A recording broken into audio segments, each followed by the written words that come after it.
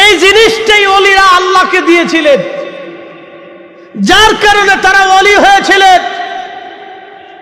যাদের ইশারাতে নদীর পানি উজানের দিকে রওনা হয়েছিল, সেই দিন যদি শাহজালাল আলী আমানে মুজাররদি সুরমা নদীর উপরে জায়নামাজ বিছাইতে না পারতেন, তাহলে আজকের এই বঙ্গ, এই বাংলাদেশে এই সুন্দর কালেমার এই মাহফিল আপনাদের মনে হয় নসিবে হতো না। কথা বলেন না, ঠিক না বেঠে?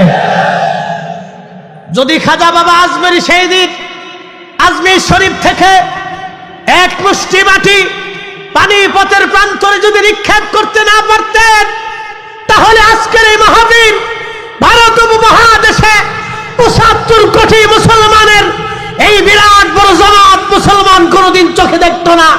হাজার হাজার মসজিদ, লক্ষ লক্ষ মসজিদ এদেশে হতো না, হাজার হাজার আলেম হতো না, হাজার হাজার মাদ্রাসা হতো না, হাজার হাজার লক্ষ লক্ষ মাকতব হতো না, কোটি কোটি মুসলমানদের ধমনীতে আল্লাহু আকবার উচ্চারিত হতো না, লক্ষ লক্ষ মসজিদ আযান হতো না, যদি খাজা বাবা আজমেরি সেই দিন পানিপথের প্রান্তরে আজমের থেকে ধোলা নিক্ষেপ করতে না পারতেন। তার মানে বোঝা গেল আমরা ইসলাম পেয়েছি আল্লাহর ওলিদের মাধ্যমে। কথা বলেন ঠিক না? ওলি ছিল, পাকিস্তান আমলেও ওলি ছিল, এখনো ওলি আছে।